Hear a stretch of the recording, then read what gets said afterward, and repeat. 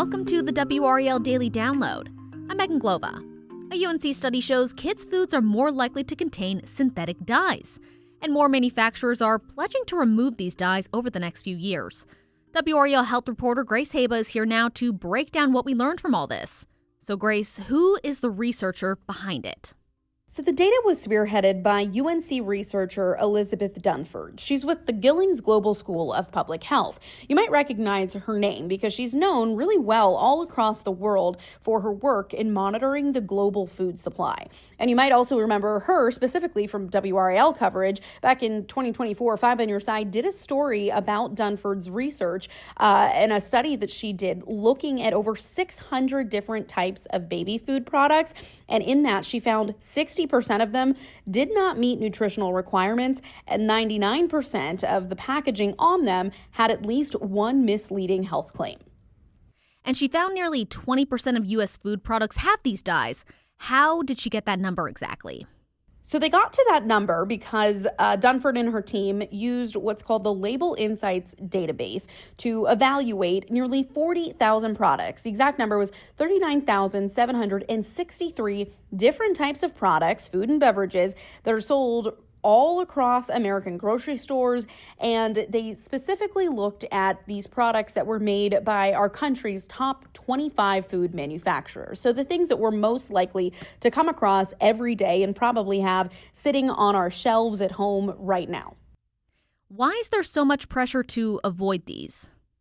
So it's a little difficult, and here's why. The average sugar content of the products that Dunford found containing synthetic dyes was 141% higher than the products without the dyes. Now, the products that were most likely to contain the dyes and thus have this higher sugar content included in them were often marketed to kids. So those are things like candies, sugar-sweetened beverages, ready meals, breakfast cereals, and also baked goods. That's probably some obvious things in there. And the data, though, also found these synthetic dyes in things like hot dog buns or popular sports drinks, beverage concentrates, those powdered mixes that you use that are 0 calorie and you mix in your water. Some of those also contain synthetic dyes and, of course, soda. So a lot of those may already jump out at you as things that aren't really considered healthy options, while some of them may catch you by surprise. Something like a spinach wrap, for example, that has green dye in it to make it look greener and more spinachy, right? But really, it's not necessarily any healthier because it's just dyed green to make it visually more appealing for you. So you probably know that things like baked goods you would want to stay away from, but the whole point is that these synthetic dyes were then tied to products with higher sugar content. And so the exact long-term effects of synthetic dyes still need to be studied a lot more in the future, especially the long-term effects that they could have as kids as they age. But what we do know is that health experts say that having unhealthy habits as a child can be harder to break as you age. And we know that eating too much sugar can then lead to things like obesity, type 2 diabetes, heart disease, and even tooth decay. So the thought process around these synthetic dyes and what Dunford's studies are looking at is, should we be avoiding these products altogether? And furthermore, should the products that we're seeing on shelves and the companies behind these products be more responsible for labeling them so that consumers really know what they're buying? When we come back, what people, especially parents, need to look out for.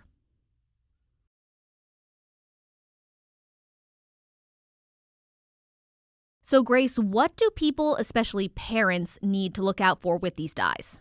The good thing about synthetic dyes is that there really are not a lot of words to remember. Dunford says there's really only about 7 main dyes that we commonly see in our packaged food and beverages here in the U.S. So look out for things that are labeled red 40, red 3, yellow 5, yellow 6, blue 1, blue 2, and green 3. Now, red 40 is the most commonly detected dye, according to this research set, and probably the one that you'll see most often, and it was in about 14% of all U.S. products that they tested. Now, red 3, though, you might recognize that because it's been in the news recently. It's already being phased out by the FDA because of its harmful health effects, so you might not see that one as often as you say maybe see the yellow ones and the blue and the green. So kind of look out for these colors, and they're going to be on the back or on the side of your food or your beverages under the ingredients label.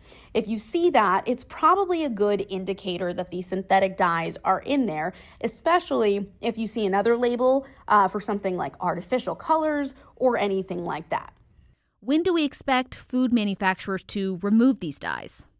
It's going to happen relatively quickly. A lot of these companies are now being pressured, by RFK Jr. and the Trump administration, as well as new reports like Dunford's study coming out and just more discussion in the public about this. So a lot of these manufacturers now are putting out public statements within recent weeks. That's Kraft Heinz, General Mills, even Nestle, Smucker. All of them have pledged to remove synthetic dyes, particularly those in products that are served in K through 12 over the next 2 years. So we'll keep our eye on it, but you're probably going to start to see a lot less of these synthetic dyes in our products, and along with it, potentially, some changes in labels to make it clearer to consumers what they're buying.